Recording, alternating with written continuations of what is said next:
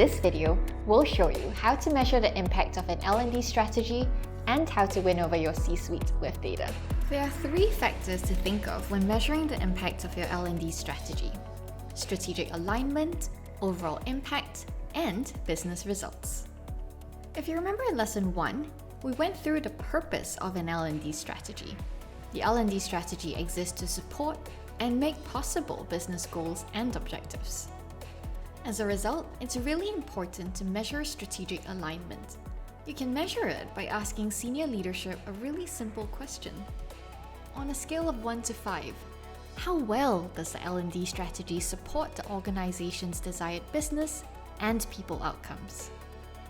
If it's anything less than a 5, ask, what can help us close the gap? The next thing to measure is overall impact. Overall impact can be measured as a summation of the impact of all planned interventions in your L&D strategy. Depending on the goals of your L&D strategy, it could be useful to measure high-level metrics as well, such as overall employee engagement, turnover rate, and NPS for your company. Finally, business results. We can't isolate the impact of a whole L&D strategy on an organization's overall performance. However, we can approximate the impact of L&D strategy on business results in 2 specific areas. The first area is to look at the interventions that can be measured in terms of business results. These you would already have identified, such as the sales trainings or waste minimization. The second area would be the mission-critical business areas that you had identified in lesson 2. If you remember, these are the business areas that you and your power team had prioritized together in your L&D strategy formation process. For these key business areas, you can track impact by asking leaders the question, on a scale of 1 to 5, how well did L&D equip your people with the capabilities needed to deliver on business outcomes? And if not 5, what can help us close the gap? To conclude, what we've shared are the ways you can measure and be accountable for the impact of your overall L&D strategy. To summarize, you can report on how aligned the L&D strategy is to business strategy, overall impact, and finally, business impact in specific areas. Now that we've discussed what we need to measure, let's listen to our HR experts share their best practices around how they implement goals and metrics in their L&D strategy. They will be telling us about what metrics they track and how they leverage tech to simplify the data collection process. Hi everyone! In this short video, I would like to share my experience on tracking the right metrics in L&D and leveraging tech in order to simplify this data collection process. First, let me start by distinguishing among 2 different layers of metrics that we as a team track, monitor, and report on a regular basis. So first of all, zooming in, we look into the impact our learning initiative had. By looking into the dashboards of our learning management system, we use Continue, and here we look week over week or month over month progress in terms of the number of active users, sessions completed, and also when we develop e-learning programs, also the number of learning tracks completed. The second thing that we look into is when we run online or offline trainings, webinars, workshops, etc. We do look into the number of participants, of course. We do look into the NPS, it's the score that we use, so how satisfied are the participants after the events. And also what we use are self-assessments prior and after the event in order to understand whether the learning objectives set have been reached. And finally, we use personal growth budget to help our employees develop. And here that's an individual learning budget that designated to each of the employees. And here we look how do we actually impact that and what is the percentage used on a yearly basis. Zooming out now, it's the second layer, is really looking into the main drivers of everything that we do as people team. First of all, employee engagement. We use a platform called Beacon that helps us identify 14 different drivers of engagement or disengagement that we can then look into very segmented way and understand what are the business units that we can support better in order for employee engagement to improve. And second of all is employee retention. Here is really important to understand how do the programs you run influence positively employee retention. So for example, a leadership program, you can always test whether the managers who participate in your program are more likely to stay with the organization than those who actually do not participate. In Trafik's customer operations, how we measure the learning impact depends on the scope of the project. For example, software, process, or people skills training are measured differently.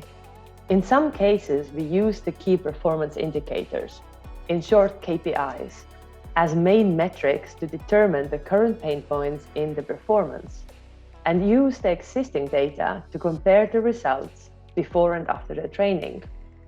Yet, sometimes the quantitative data needs to be cross-checked with qualitative data. So for instance, surveys, feedback, or direct conversations. To give you an example, in one of our latest projects, we were analyzing what performance improvements our experts are requiring. First, we wanted to identify the main pain points and ask the experts to start recording all the inquiries that they get from their colleagues during the day. This survey helped us determine the skill and behavioral gaps. For instance, to our surprise, the experts received many repeating questions from the same colleagues, meaning that instead of using various job aids available, people like to take the easiest way. We don't blame them, it's part of human nature. However, this data gathered provided us insights into where to focus when looking at learning needs. And additionally, it became learning metrics to see if the training solution impacts the organization. It is easy to be caught up by, I call it the traditional learning metrics. That's why I usually like to first focus on the business value that L&D needs to deliver.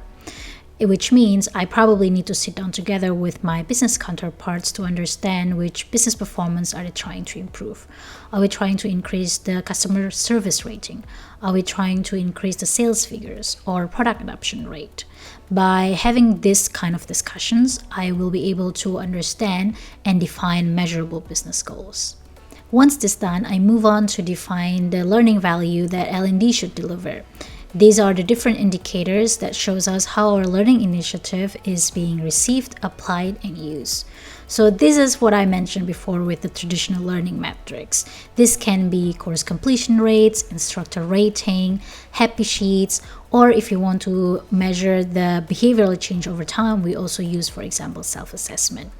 We use different technology to track this achievement of goals. This can be as simple as Google Form or a post in our Slack channel, or it can be as complicated as, for example, the employee engagement platform that we use to not only track OKR, but also the learning progress of each individual in the company. Awesome insights as always. Finally, let's talk about how to win over executive leadership with data. Instead of talking your ear off, we thought you would really benefit more from the tried and tested stories and examples of our HR experts. There are two main things I am doing. The first one is to start from the business OKRs and link any piece of data that I have available to those goals. I know that showing the impact at that level will immediately get their attention because they are the ones setting up those OKRs for the business in the first place. And the second thing I am very mindful of is to start my speech, pitch, or presentation with the conclusion, the result if you want, or a concrete sentence that captures the impact or the value. And then I move backwards to the details, because I found that every time I start with the details and the explanations and I allow my speech to build up and culminate with a beautiful conclusion, I am losing their attention along the way. So starting with the result, immediately grabs it back and keeps it, because they will want to know what are you going to do to get there. So in regards to winning over executive leadership with data, I would like to highlight two aspects. Number one is ask yourself before you even get started, are you trying to solve a problem worth solving, right? I feel that so many times in L&D, we fall in love with a solution, a certain kind of concept, a training program, and we don't spend enough time thinking about, is this really solving a problem for the business? Does this advance the business? And this is obviously what senior leadership cares about ultimately. And number two is when you make your case, use different kinds of data. Use qualitative data, use quantitative data. For example, you could run user interviews to really get a deep understanding of a situation. And at the same time, you could run a company-wide survey to get a broader picture with less depth. And you can really make a powerful case with this. Huge thanks to Aki and Anna Maria for these insights. To quickly summarize, here are their top tips for winning over executive leadership with data. Number one, when communicating with executive leadership, business results are always the end goal. So, you gotta ask yourself, am I solving a problem worth solving for the business? And then, ensure to link whatever metrics and data you have to these business goals. If you followed us through lesson 1 and 2, this shouldn't be a problem for you, as your L&D goals will be co-created with the business. Finally, when presenting the data to executive leadership, use a combination of qualitative and quantitative data, and ensure to open your pitch by sharing the impact of your L&D interventions. To help you further, here are some helpful questions that you can use in the creation of your L&D strategy to ensure that your evaluation process is set up for success. Our favorite is the most simple and powerful one. What do you need to see that will tell you that this investment has been worth it? Also, try out the other questions like, what are you hoping to achieve by investing in this L&D strategy? Or, how will you know that the increase in performance is related to the L&D initiative? These questions will really help you understand what feedback you need to be giving to your C-suite. Alright, now that you're armed with the ability to measure the impact of a standalone intervention, measure the impact of your L&D strategy, and win over your C-suite with data, it's time to move on to the experience part of our learning process. Turn your knowledge into on-the-job learning by completing the post-lesson activity of designing an evaluation method for an L&D intervention. You can download the step-by-step guide provided to help you with them.